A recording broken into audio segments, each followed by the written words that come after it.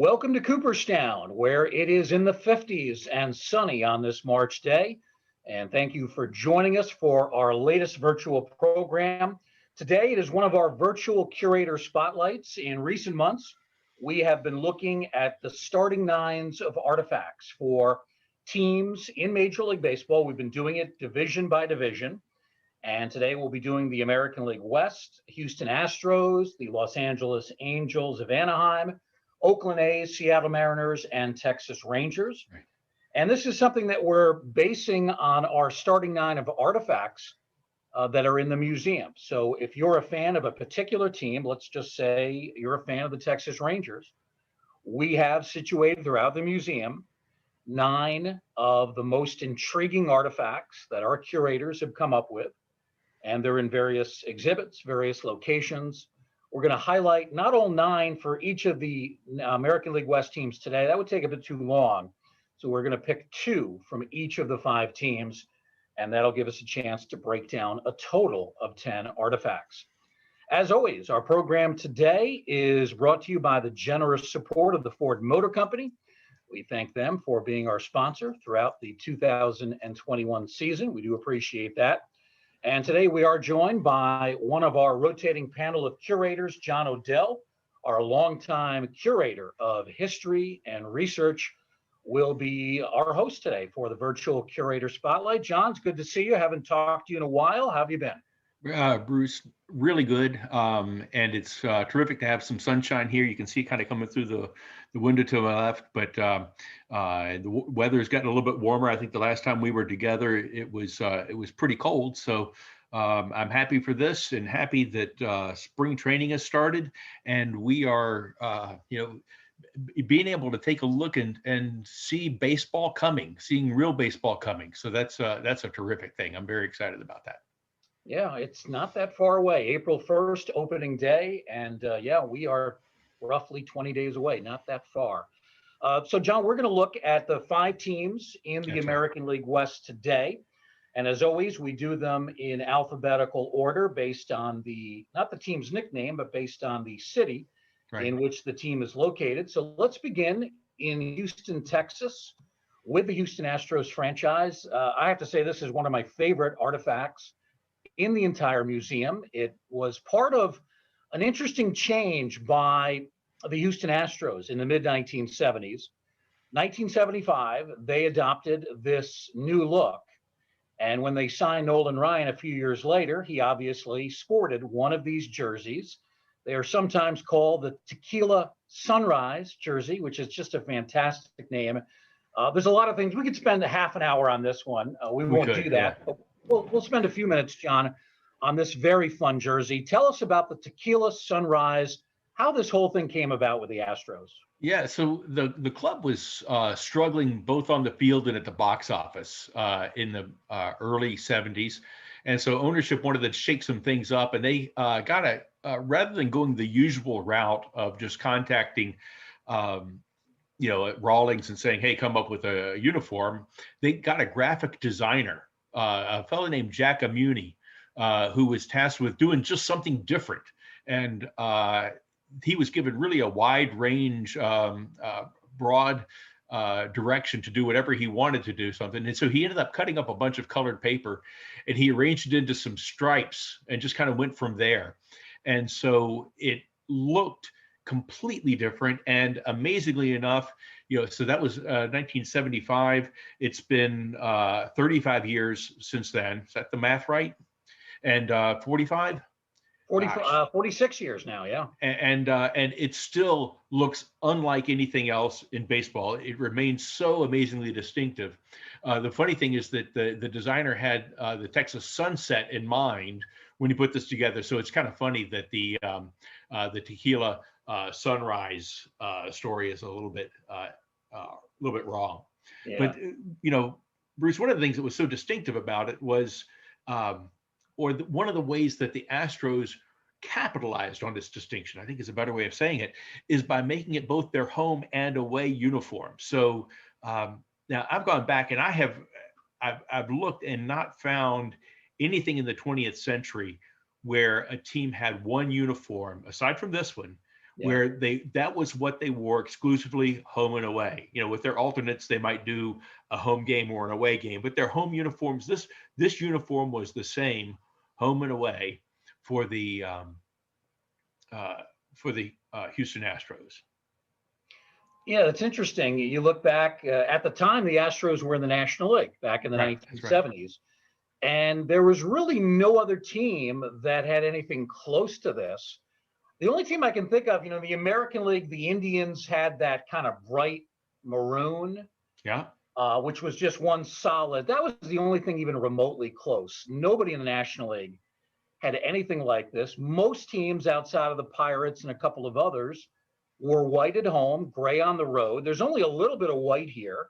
So you could easily wear this home and away. It's not going to conflict with the other team's uniform.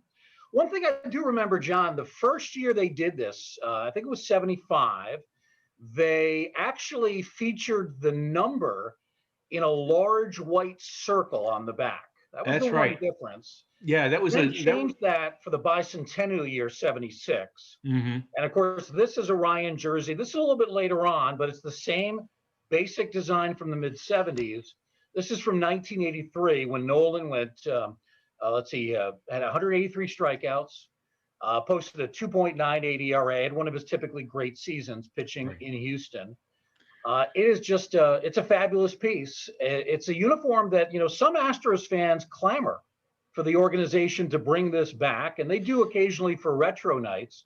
But some fans would actually like to see them use this every day. Yeah.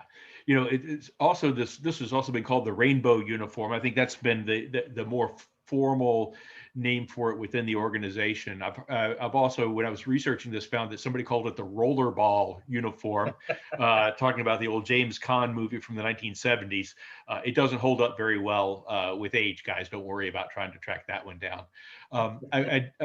The Astros Daily, which is a Astros website, said that the loud stripes were meant to appear as a fiery trail, like a rocket sweeping across the heavens. And alternatively, there's on the front, of course, is the blue star, but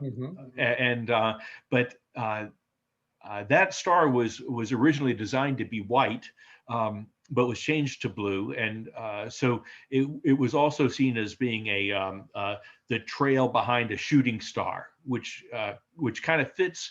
Once you know that, you realize, oh, there's actually a connection there between that and the old Astros uniform, which did have the shooting star going across the jersey there for those years between the Colt 45s and the Astros, and before they came up with this uni. Astros Daily described the 75 uniforms as controversial. I guess at the time they were as controversial as the uniform could be. There were people who resisted this. Some people didn't like it, but I think in time, it really did become iconic. I have, you can go to any time the Astros go away. You can always spot in visiting in the visiting ballpark, you can see the Astros fans will wear this uniform. The Astros fans will pull this jersey on, and it is so distinctive you can spot them anywhere in the Stadium Bowl, and it's a great way to make sure you can find your people when you're in Philadelphia or when you're in Los Angeles or wherever. Little red, little orange, little yellow, maybe a little maroon, all kind of mixed in together to form a uniform like nothing before and really like nothing ever since. So Nolan Ryan's uniform, 1983, the Tequila Sunrise jersey. In terms of where this is, I'm almost 100% sure this is in Whole New Ball Game on the second floor. That's right. It is. And we have it there really to talk about the uniform, not so much about Nolan Ryan per se. We talk about him in some other places. But 2 years before this is when he threw his no-hitter with the Astros. So this is not his, just for those who might wonder, this is not his no-hitter uniform. We do have his cap from his no-hitter with the Astros, but this is not the no jersey. All right, we'll go from one great Astros right-hander to another one from a more recent vintage. Yeah. And this is a baseball thrown by Justin Verlander. Yes. It was one of the balls that he threw on September 1st, 2019. It was a no-hitter against Toronto. Tremendous performance for Verlander. Major scuff mark that we see toward the bottom of the picture. You can see the Major League Baseball logo clearly toward the top. Tell us a little bit more about this artifact, John. Yeah, so a terrific day for Verlander. He struck out 14 batters and walked one. So that was the flaw in the otherwise perfect game. He won it 2-0. One of the interesting things is that, of course, now that Verlander has multiple no hitters, you start getting your name bandied about with some other fellows, and some of the others who've had 3 no hitters are Bob Feller and Cy Young, and a 19th century Cubs pitcher named Larry Corcoran, and of course beyond that are Sandy and Ryan. But the thing that's kind of neat is that Verlander beat Toronto twice through no hitters against Toronto twice, and both times he was the visiting pitcher. So he did it in Canada. So he's and he is the only pitcher to twice no hit a team as the visitor. So against the same team. So beating the Toronto twice in its own ballpark, that is a unique thing that has not happened before or to this point since. Of course, who knows what's going to happen this year. This one did not come easily. The Astros did not score until the 9th inning. Yeah. So it was zip zip. It was a scoreless game until then. Yeah. Verlander ended up throwing 120 pitches, which is about the outside of what they let you throw nowadays. Now, they might have let him go a little bit longer given the circumstances, but 120 to 125, 130 pitches, that's kind of the outlier at this point. Yeah, that's true. And there were 2 out when Houston got its 2-run homer. So it was coming really up close. And Verlander admits that later on after the game, he said, I expected it to be my last inning. He said he did not think he was going to be going another inning. And which suggests to me that, if somebody admits that, that means that they were pretty gassed by that time. But he has lost 2 no hitters in the 9th inning. So he's gone 8+ twice, in addition to the 3 that he has. So we'll see that again. We'll talk about Nolan Ryan, but pretty amazing stuff. And certainly one of the people, when I'm talking about setting up games that I want to go see a game, one of the things that I will do is look and see if there's a Hall of Famer, a future Hall of Famer who's going to be playing in that game. It's one of the things that you go, I want to make sure I get a chance to see X, Y, Z. Justin Verlander is certainly one of those people. And you can tell when the Astros go on the road and he's pitching, there's a significant bump in who's coming to see the visiting club. John, do we know about the scuff mark? Is that just from infield dirt? Is that from something else? Can we pin that down at all? I don't have any information on the scuff mark, Bruce. We know that it was from the no hitter, and I don't happen to have information with me right now about that. Yeah, those can be beneficial to a pitcher. We're not sure how long this ball was in play. Right. But it is interesting to see that dirt, that scuff mark, so prominent. A couple of other dirt stains on the ball as well. So it clearly is a game-used baseball. Yeah. All right. Finally, venture. I was going to say, Bruce, I'm going to venture that the ball probably that's a scuff mark, probably just from hitting the dirt. At the end of a no hitter, or then you see the catcher start rolling more balls over to the dugout, and those get put into a special bucket because, of course, there's a lot of interest, including from the Hall of Fame, for a ball from a no hitter.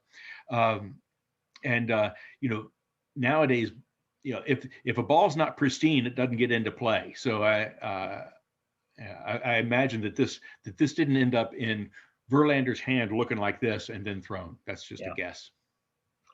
In terms of where it is in the museum, I would guess it's up on the third floor in one for the books. Yeah, that's exactly where you got it. Yeah. All right, 2 for 2. I'm sure I will not end up with a perfect record here, but at least You we're might off get. to a You good might get. start. All right, let's go to the Los Angeles Angels of Anaheim. And here we have another artifact from a Hall of Famer, like we saw with the Nolan Ryan jersey. Yeah. Here we have a bat belonging to Rod Carew, a Milestone bat. Tell us about this, John. Yeah, so this is from the old California Angels, and Rod Carew, who uh, ended up with 7 batting titles and 18 times an All-Star, just an amazing thing. Used this bat to hit his 3,000th hit, and if you look closely at that bat, you can see it says hit 3,000 on there. It was August the 4th, 1985. He beat Frank Viola. For the hit. He got the hit against Frank Viola and the Minnesota Twins. And it's kind of neat because, of course, Rod Carew made his name with the Minnesota Twins, and then had a falling out with the Twins organization, demanded the trade, and got it to California. And where he ended up setting most of the milestones that he ended up setting there in California. There's the cumulative milestones, obviously, he set in California. So this is 1985 when he picks up this 3,000th hit. And there's an interesting backstory that you had informed me about, because there was a strike looming in 1985, and it would begin very shortly thereafter. Yeah, so this was August the 4th, and we don't remember as baseball fans, I know I didn't until I was researching this again, that there was a strike in the middle of 1985. It was a 2-day long strike, started on August the 6th, and nobody knew how long it was going to last, obviously, because you don't know how long a strike is going to last. But it was over pension and salary arbitration. So it's like, hello again. We've heard that story before. It only lasted 2 days, and they made up all the games. They played some double headers and filled in some off days. So that's another reason that we don't even think about it being a strike year. But it was a very short strike. So, but with this strike looming, Rod Carew had every reason to believe that there may not, who knows if ownership and the players are going to come up with an agreement on this. Yeah. So he had that additional set of pressure, and he said they called him up after he got it at the first at bat of the game, and in between innings they had him come out, and he spoke in the microphone and said, "I'm glad it's over. It's been a lot of sleepless nights. And after so many years, it's an emotional thing for me." And speaking, obviously talking a little bit more about how tough it is, and you see that often. Those milestone home runs and hits sometimes take a little longer to get. John, on this bat, 2 things jump out at me. First of all, there appear to be 2 signatures. One is the facsimile for Rod Carew, but then a little bit, in between the trademark and the labeling at the end of the bat, it looks like a Rod Carew signature that I'm assuming that he might have applied himself. Right. Do we know if that's his signature? Yeah, that is his signature. And my understanding is that one of the clubhouse guys, a clubby, did the and the clubhouse guys are unsung artists in baseball. Bruce, you may be familiar. You may have seen some of the baseballs that some of the clubhouse. There's usually one designated guy who's the clubhouse artist, and he will write on a baseball in a very neat way. The particulars of a baseball, and then give it over to a player who might have done something particularly neat, and that's what I believe happened here with Carew's bat, with the hit 3,000 and the date. Says it just does say against Nolan Ryan, and Carew has signed it. So this is one of the artifacts, Bruce. We have a number that are on loan to the Hall of Fame, and it has been just to let you know, it's been on loan since 1991. So Rod Carew has been just terrific, and a very generous person, allowing us to share this great piece with the visitors who come here. Oh, John, the other thing that jumps out is the crack in the bat. yeah. Maybe a third of the way down from the handle, a major crack. I would assume that came later on after the 3,000th hit.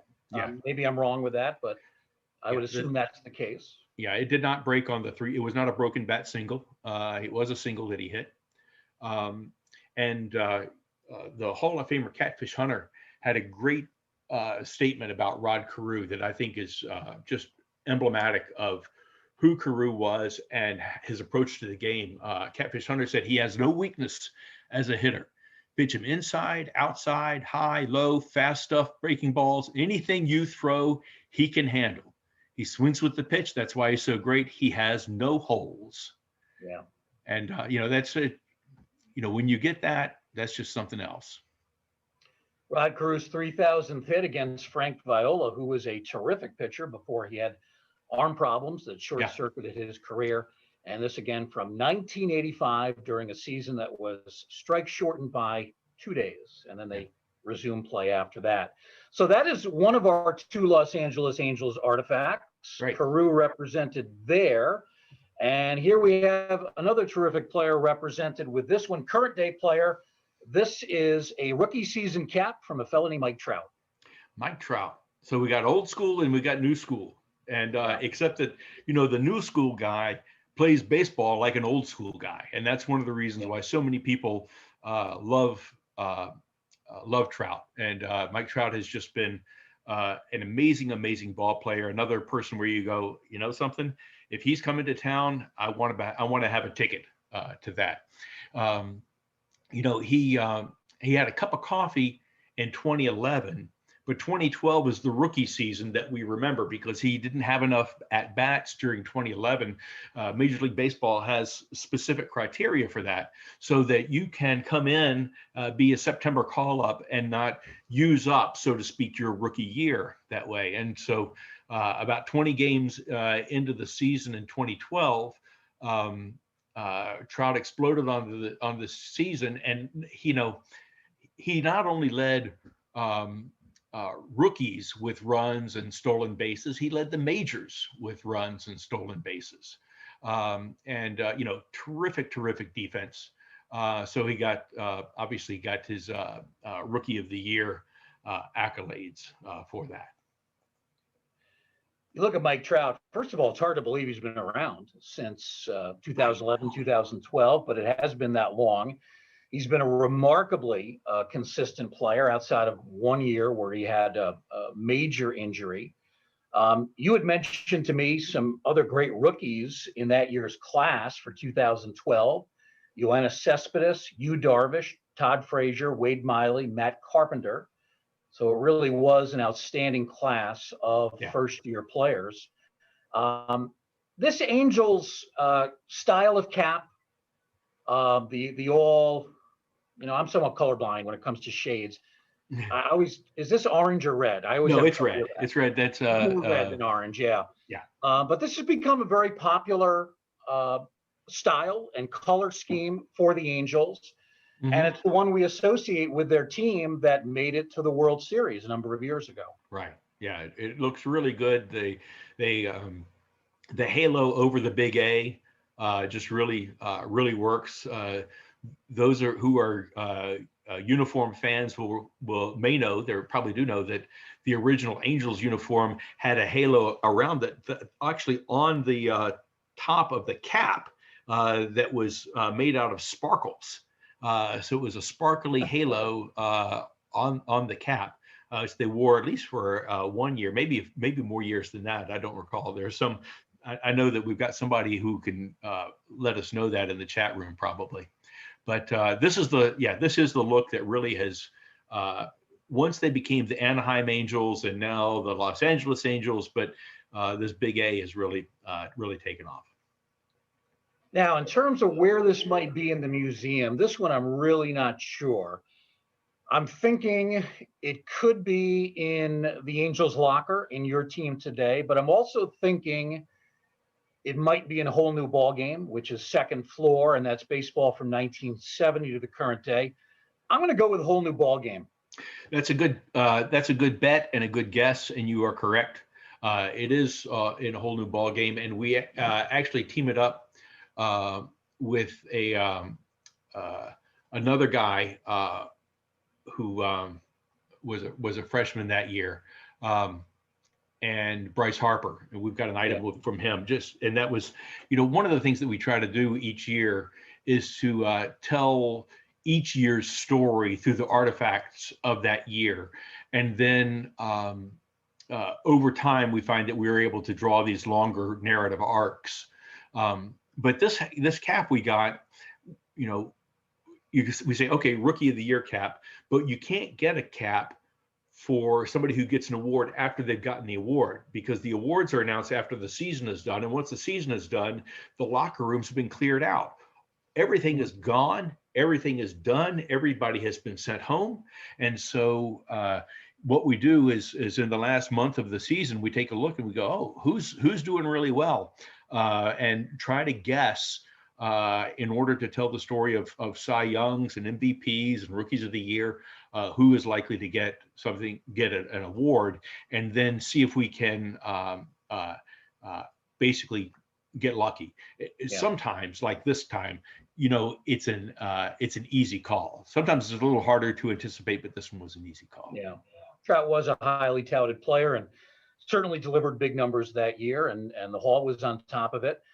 So it is a whole new ball game. I forgot to guess on the Carew bat for 3. Oh, right, yeah. I'm going to guess that's one for the books. That would be a great guess, and you would be wrong on that one. It's actually in Viva Baseball. Makes sense. Carew from Panama, yeah. He's from Panama. One of the great stories about Rod Carew, if you've ever gotten a chance to hear him speak or spend some time talking to him, he speaks without the trace of a Spanish accent, and he credits his mom for that. He moved to the United States for his junior year in high school, and his mom refused to allow him to go out to play baseball until he'd finished all of his work in high school, all of his schoolwork. So he had to make sure that he got that right. He did all that, and as a result, not coincidentally, he was subsequently able to get more endorsements and that kind of thing than some of the ball players that he played with, who had heavier, thicker accents. Yeah, interesting. So Rod Carew represented with this bat in Viva Baseball. That's the second floor. And Mike Trout represented with this cap in a whole new ball game, also on the second floor. So those are the two artifacts for the Los Angeles Angels. Let's now look at another California team, Northern California, Oakland A's. Yeah. And here we're going to begin with a pair of shoes, appropriately enough. They belong to the greatest base stealer ever, Rickey Henderson. Yeah, he wore these in 1982 when he stole his 119th base of that season, and he broke Lou Brock's record from 8 years before or so. So, over his career, he led the league in thefts 12 times, and just really, as anybody who ever got a chance to see him, just an amazing presence on the base pads. I have seen not these up close, but I've done a VIP artifact spotlight here in our bullpen theater. I think it's with another pair of cleats from Rickey Henderson. He was generous. He definitely donated several. Yeah. One of the things I noticed, his feet were not that big, or are not that big. Also with the spikes, which were from around the same time period, early 1980s, they're really quite different from the spikes that are typically worn today. Yeah. Yeah. These were older schools. They've got, they're the more modern spikes that you see today often will be more enclosed and encased in plastic. These were, the out, pardon me, out and ready for action. There was another element that I had about these shoes that I've lost, and I'll remember it again shortly. But yeah, so but Ricky, yes, was really generous for him. Oh, I know what I was going to say. He's not Ricky was not a huge man. He was just amazingly powerful and amazingly fast. And I got a chance when he first came to visit us at the Hall of Fame after he'd been elected and before induction, and all the Hall of Famers come to Cooperstown for an orientation, and I got a chance to take my picture with him, and I put my hand on his back, and it felt like when you put your hand on the table, like that's how hard his back still was 6 years after he had retired from baseball. Yeah. So he was a man who spent quite a long time in the game, and was strong all the way through it. So he did this at the age of, he ended up that year with 130 stolen bases, by the way, which if the leading stolen base man gets half of that nowadays, that's a terrific year, a tremendous year. So this was August 27th, 1982, when he breaks Brock's record. Yeah. I should have been aware of this, but I wasn't. Lou Brock was there that night. I did not know that.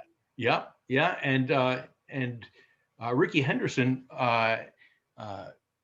they stopped the game after he stole the base. They gave him the base, and Ricky at that moment said he thanked Lou Brock for giving him the confidence to go out there aggressively every night. That was what Ricky said, and I think so. I think Lou Brock he was like 35 when Lou Brock set the record. Yeah. So it was an inspiration to Ricky to keep running. And I think it speaks also volumes about, what a great ball player Brock was to be able to lead at the age of 39 and set that record at the age of 35, set that record. Yeah. Looking at the brand, there's a big M there. What do we know what the company is? That's a Mizuno. Yeah, it's Mizuno. Okay. It's Mizuno. Yeah. So it's a Mizuno brand. And again, from 1982, stolen base number 119 to break the record that Lou Brock had established 8 years earlier in 1974. Yeah. So that's the first of our two athletics artifacts. The other one comes from not a Hall of Famer, but a very good pitcher, dominant right-hand pitcher for much of the 1980s. Certainly when he was with Oakland. This is a World Series jersey for Dave "Smoke" Stewart, and from the 1989 World Series. Tell us the story about this one, John. Yeah, so Dave Stewart was born and raised in Oakland, and so he was terrifically distraught over the earthquake and the destruction it had caused. But he was the game one pitcher. So he was Tony La Russa's ace, and so he went out. This was he went out and won game one. Then they played game two, and then just prior to game three was when the earthquake took place, the Loma Prieta earthquake, which interrupted the series and paused the game for, I think, 10 days or so, something like that. And so then when the Giants felt like this might have perhaps might have caused Oakland to lose their concentration, lose their focus, and perhaps the Giants might be able to get back into it. But Tony La Russa called on Dave Stewart again to pitch game three, and he did. He came out and pitched game three. Was not quite as sharp as in the first game, which he shut out the Giants, but he won, and he ended up being the MVP of the season for being able to do that. By the way, that postseason he was 4-0 with a 2.25 ERA, and in the World Series a 1.69 ERA. When you're pitching, when you get two starts and your total ERA is 1.69, you're just shutting everybody down, and that's what he did.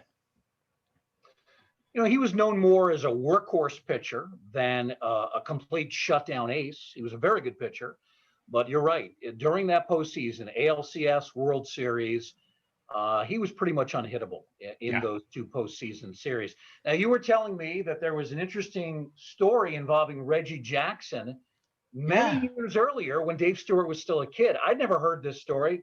Let's hear about that. In this great, so Dave Stewart tells the story that he was kind of getting into trouble. He had been a Giants fan, and then ended up switching his allegiance over to the Oakland A's, who were just right around the corner. Basically, he lived in a nearby neighborhood, and so he would sneak into the A's games, and before the game started, and Reggie Jackson caught him. So this is back when Reggie Jackson's a player with Oakland. So it's before he's gone on to Baltimore and New York, and Jackson caught him and said that if he wanted some tickets, Jackson would get them for him. And so Dave Stewart took Reggie Jackson up on that offer and washed Jackson's car in exchange for tickets. So that was how he paid for the tickets, so that he could go see the Oakland A's. Which I think is just a great, what a great human interest story. What a great thing there. Do you know how he got his name Smoke? You'd think it was because he was a pitcher, but it wasn't. I never knew this. I tried to find out the origin of his nickname. I never found out, but you did discover what it was. Yeah. So he got the nickname Smoke from back his days in youth baseball, because he was a catcher, and he could gun the ball down to second base from his knees.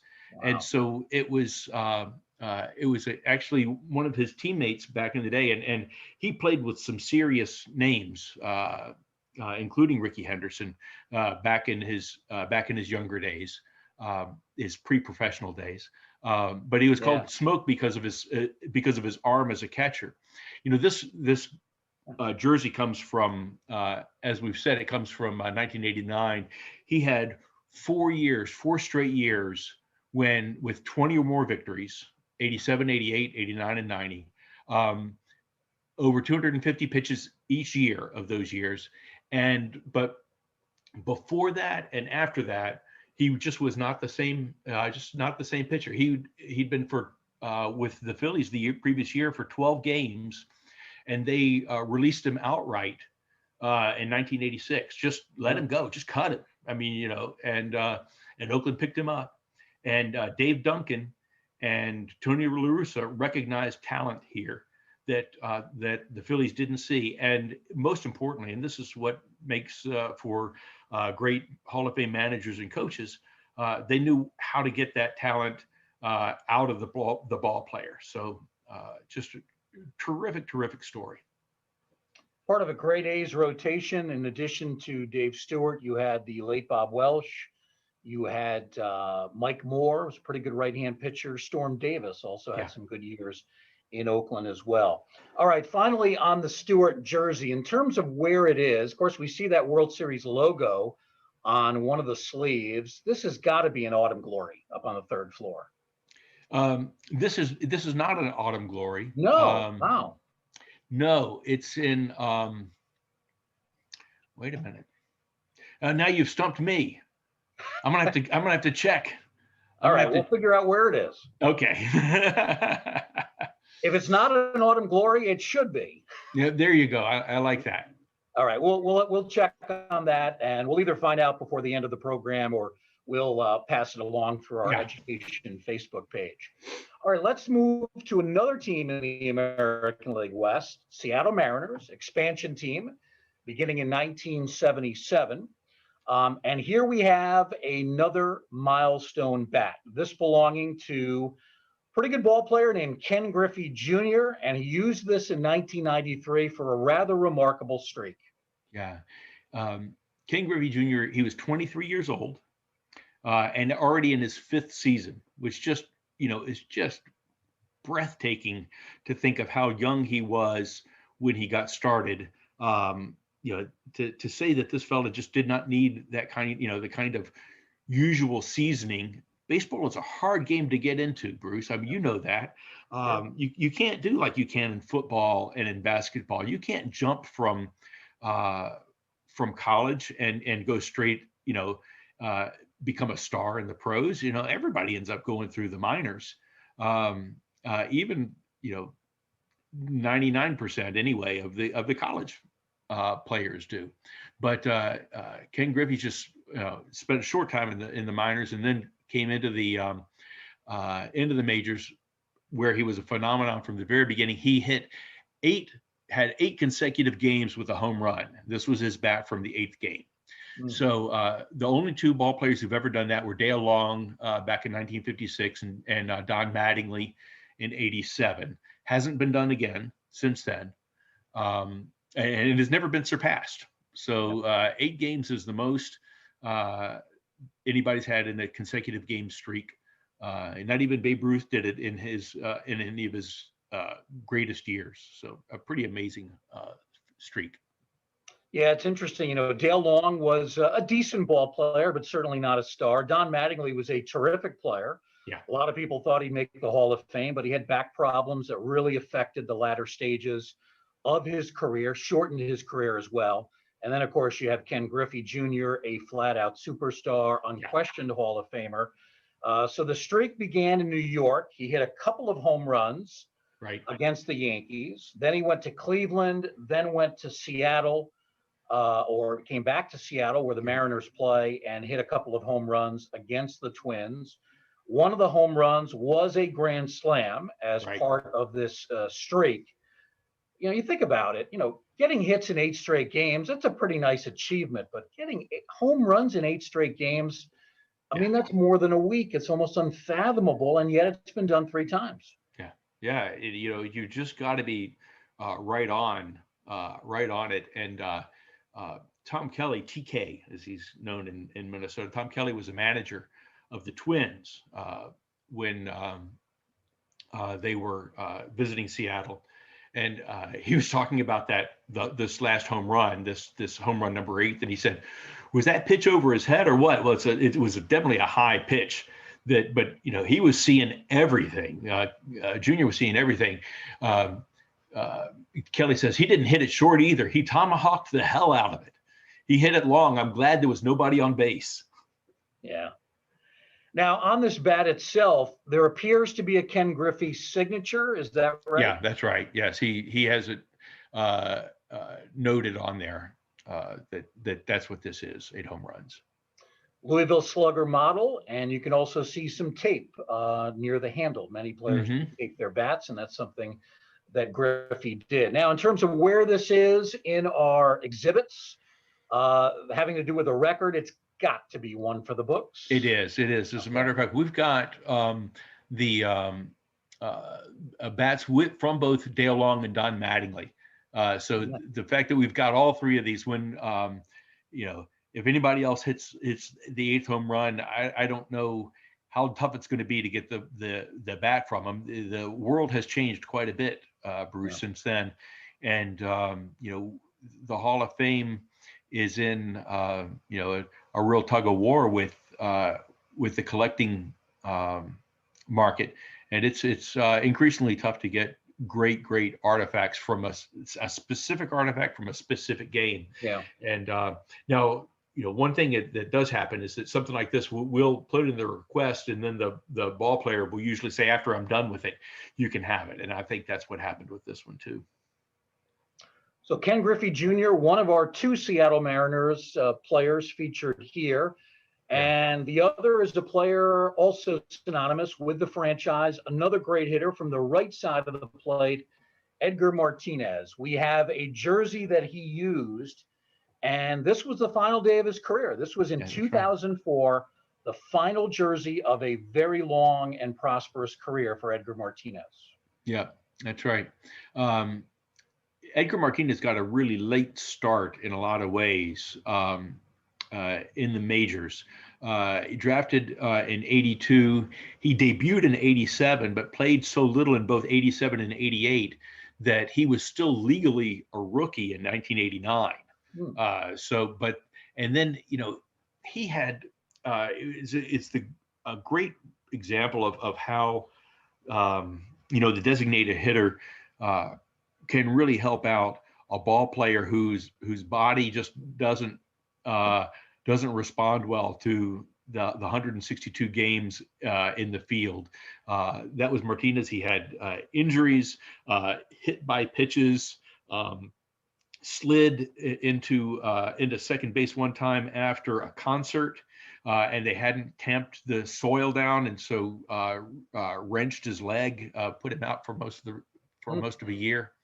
But then at age 32, he became the full-time DH, and that's really when he came into his own. And obviously so good as a DH that they have now renamed the Outstanding Designated Hitter Award as the Edgar Martinez Award. So that tells you how great he was. They often talk about left-handed hitters with sweet swings. Griffey was certainly one of them. Yeah. They don't often talk about right-hand hitters who have that picturesque swing. This guy, though, was one that did, Edgar Martinez. Yeah, absolutely. And, of course, responsible most famously for the double. That is the great hit in the 1995 American League Divisional Series game 5, that drove in Ken Griffey Jr. from first base and lifted the Mariners to the American League Championship Series, and probably saved the franchise from moving. That was the franchise had not been doing well since it in the previous 20 years, since it had come into the American League.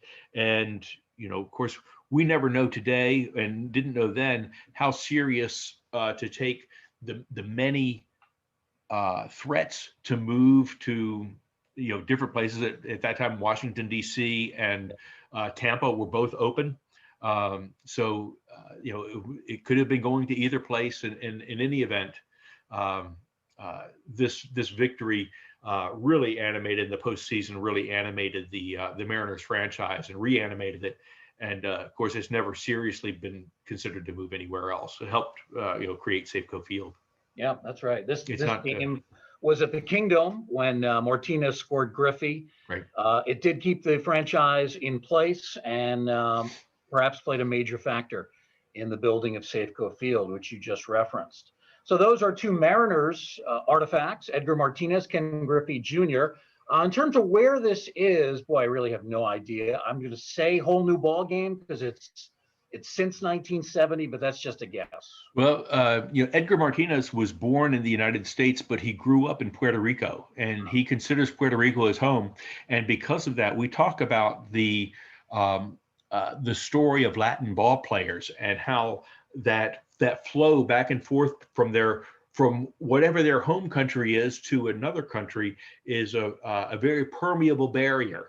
And so we talk about how while he was born in the United States, he grew up in Puerto Rico, lived with his grandparents there. And when he first had the opportunity to come to the United States, he declined it. He finished off his schooling in Puerto Rico, went to post-secondary school in Puerto Rico, and then eventually got the opportunity to go to the majors. But that's his story. That's why I said whole new ball game was a good guess, but that's why he's here in Viva Baseball. And that also on the second floor. It's actually right next to whole new ball game, yeah. But it's an exhibit that is focused on baseball in the Caribbean, baseball in many of these Latin American locations.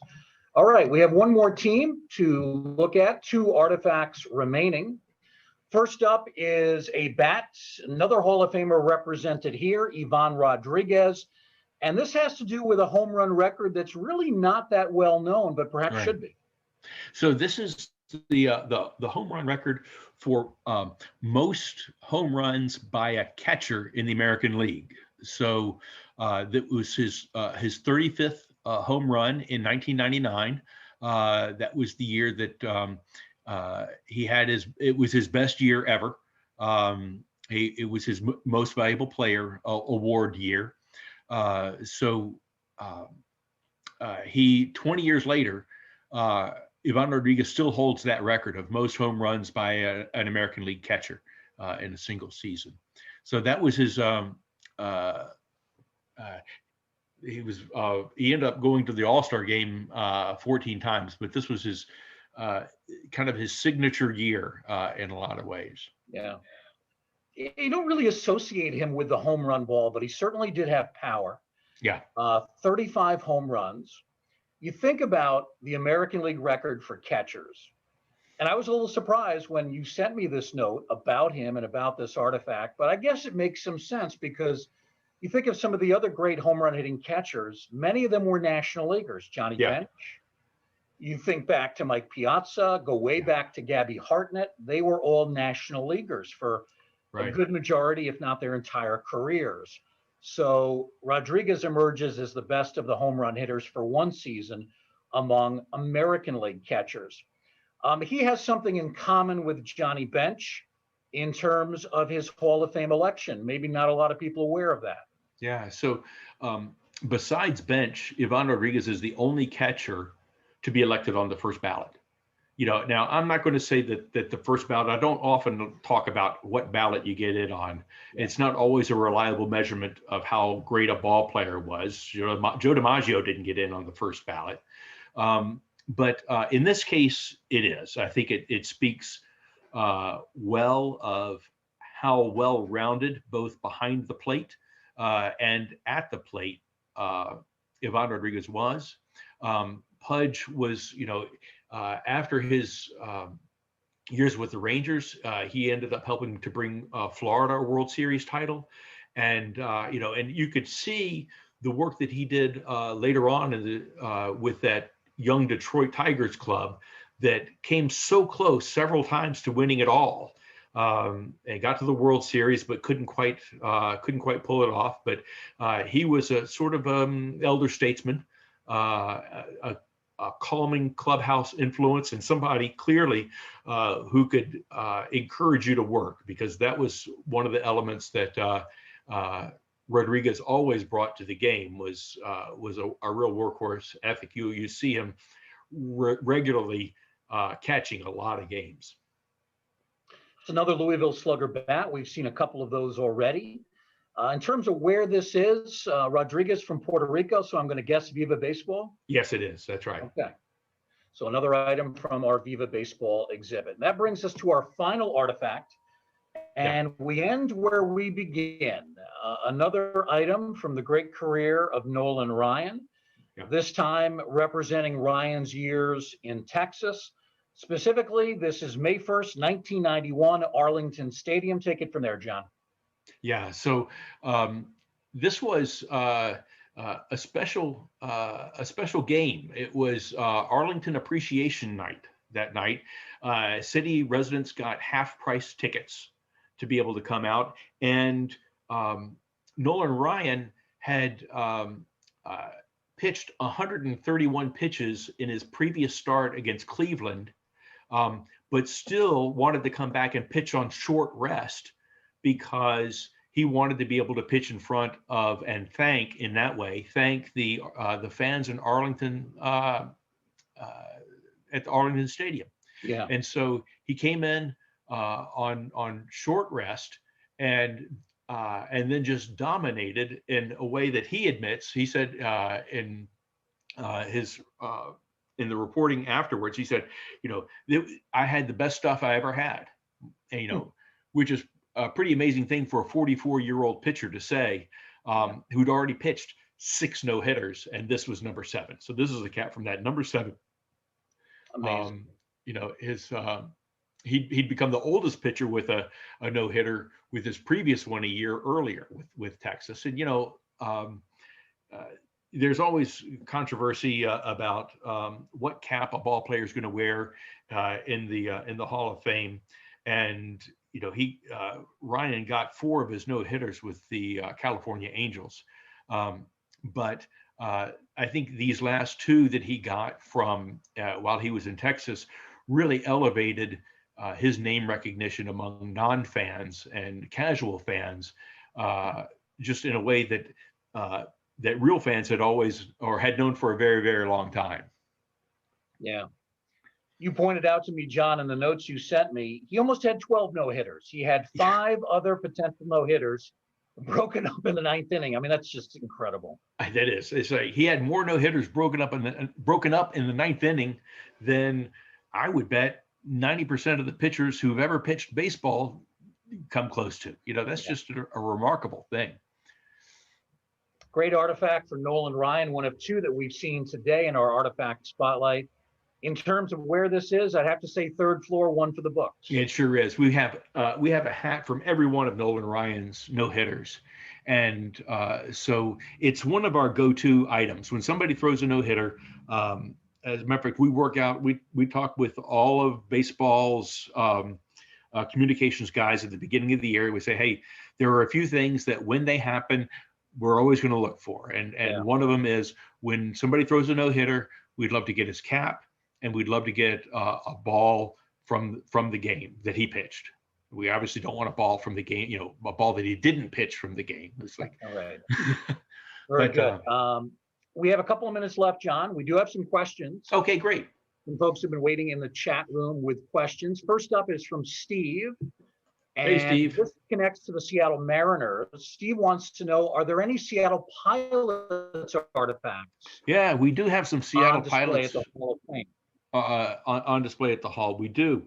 As a matter of fact, at the very beginning of our whole new ball game area, we have a Seattle Pilots cap, which talks about how the Pilots, after their 1 year, the underfinanced team, quite frankly, I think if you look back, you'd see that Major League Baseball didn't vet the financials as well as they do today. And so after 1 year and 2 months, and right before opening day, the Seattle Pilots moved to Milwaukee and became the Milwaukee Brewers, but we do have a Seattle Pilots cap there. We also have a few other Seattle Pilots items. We have a bumper sticker that talks about, let's go out to Sixth Stadium and see the Pilots play. We've got some charm jewelry for women that has some Seattle Pilots charm on it. So we've got a few items, and we've got a jersey or 2 from them. So the Pilots, defunct in a sense, but in another sense still exist. They became, of course, the Milwaukee Brewers, now a National League franchise. Another question that came in from Scott, he actually answered his own question, but I'll tell it anyway. Scott wanted to know, what does the black stripe on Stewart's left sleeve signify? And then he said, I just found the answer on the Hall of Fame website. It was in memory of Bart Giamatti, the commissioner who died earlier that year. So that explains the black stripe. Right. Stan Okenka wants to know, whose record did Pudge break for home runs in an American League season by a catcher? Do you happen to know that, John? I did know that, and I've forgotten who it was. The previous record was 34. Was it Fisk? And it was not Fisk. It was not Fisk. Because Fisk actually, it had a year in which he had more home runs than 35. He had 39, but 4 of them, 38, 4 of them were when he was a DH. One of the things that when you were counting home runs or counting any of these counting stats for a position is not only what is that player's regular position, but you've got to go into the day by days and see, which is, what did every player do on every single day? And in particular, broken down by whether they were a pinch hitter or whether they were playing, they might've been playing at a different position that day. It might've been a designated hitter, so that it can only be as that position. So that's how it was that Ivan Rodriguez ended up setting that record when Carlton Fisk actually had a year in which he had more total home runs than Ivan, but Ivan Pudge had them all at the plate. John, my other guess would be Yogi Berra. That's going back a ways. Yeah, yes. Yogi, you're on the air. What does Yogi want to know? Yogi wants to know, who are these punks who broke his record? I can only imagine that Yogi Berra back in the day held that record. I'd have to go back and take a look, but that certainly is the name that jumps to mind. That's yeah. We'll double check that as well, and we'll have an update on our education Facebook page. As always, great stuff with John Odell. John, we do appreciate your time. We also want to thank the Ford Motor Company for their generous support as our primary sponsor of all these virtual programs. John Odell, our curator of history and research, and your host for our virtual curator spotlight on our starting nines American League West. Thank you, John. Appreciate it. My pleasure, Bruce. Let's do it again. Let's see. What should we do next? What should we do next? How about we have one division remaining? That'll be the National League West. All right. How about we talk about, next month, let's talk about the Dodgers winning the World Series. Okay. How about we'll come back and we'll do a Autumn Glory World Series piece. All right. We can do that. Absolutely. All right. Now, before I leave, William Rochelle sends me a message. He said Yogi had 30 home runs in 52. Don't know if those were all as a catcher, because he did play some outfield as well, but we can certainly check on that to try to figure out exactly whose record Pudge Rodriguez broke. Yeah. No, it was Pudge broke. Ivan Rodriguez broke a record that had been set just a couple of years earlier. I'll tell you, I have a recollection that it was Lance Parrish, but I could be wrong on that. All right, we will figure that out. All right. We'll pin it down. We've got a few candidates, but we will eventually pin it down. Thanks, John. Appreciate it. Hey. Thanks to all the participants who have checked in, not only with questions, but those standing by quietly. We hope you've enjoyed this program. Thanks for being with us. Have a great day, everybody.